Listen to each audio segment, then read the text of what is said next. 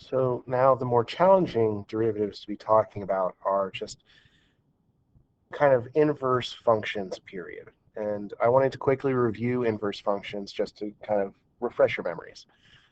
So two functions are inverses of each other if and only if when I do their composition. So f composed of g and g composed of f, they're both equal to x.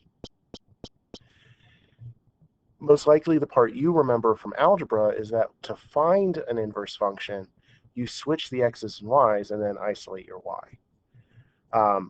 You can also graph an inverse function by reflecting your function over the line y equals x.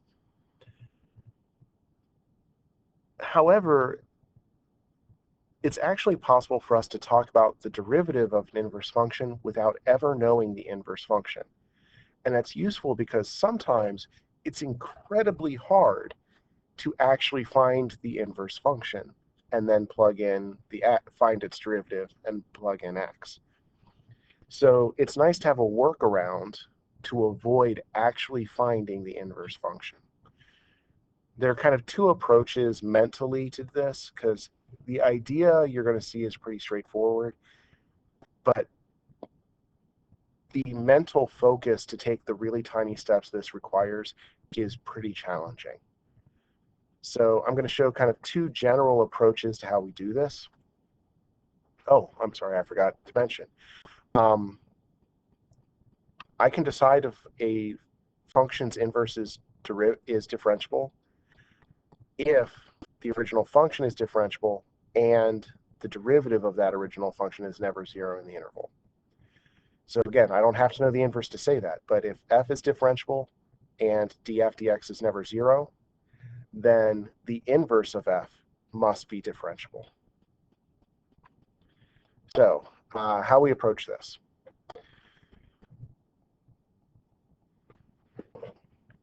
This right here is our big idea when it comes to derivatives of just inverse functions in general.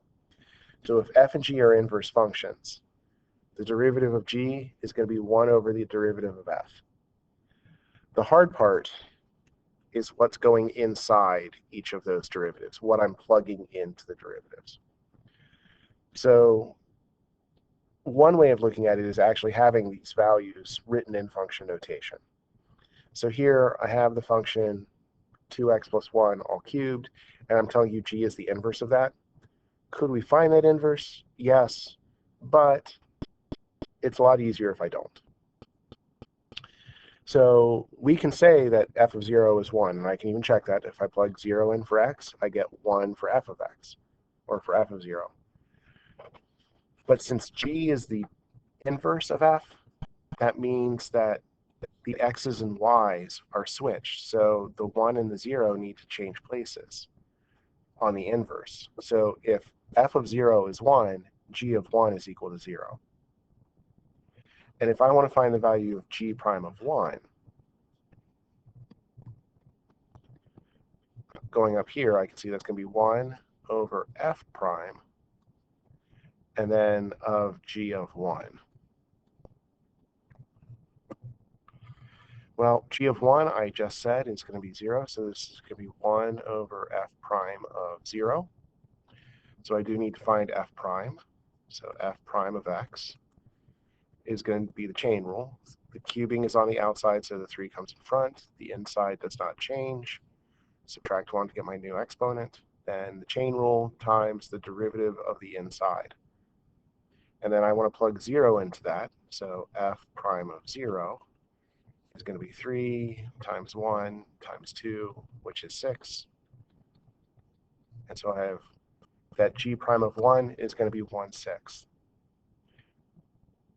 I know I did that fast. I'm sure you got confused. I'm sure you're going to have questions on this.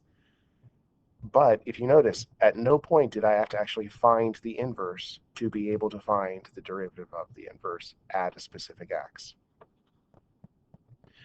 Slightly different approach, and one that you're probably going to see me personally using a little more, is this is a little bit more abstract rather than having specific points I'm plugging in. But this is one that works for me. It's a slightly different approach. Instead of dealing with function notation, I like to write out points.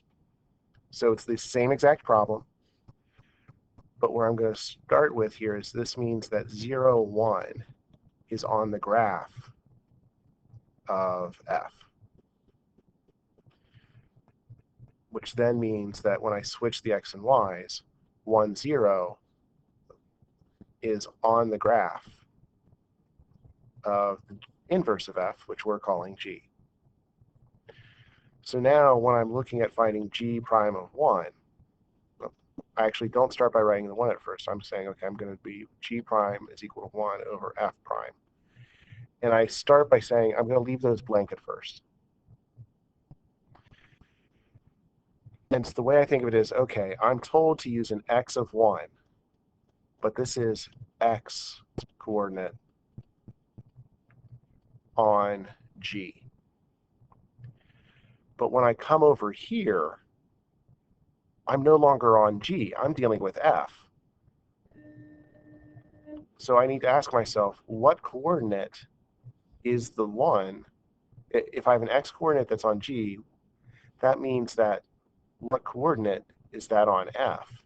Well, that's the y coordinate on f, because I saw, okay, 1, 0 is on g, 0, 1 is on f. So that's the y coordinate on f. Well, I don't plug y's into my f here. I need the x for the f. So I need the x coordinate, which from my point is 0. And so I'm getting to the same idea. I'm just taking a long scenic route to get there. But for me, this is what works. So again, I would find f prime of x, which is 3 times quantity 2x plus 1 squared times derivative of the inside 2. Then I'd plug 0 into that. I have 3 times 1 times 2, which is 6. And I still get 1/6.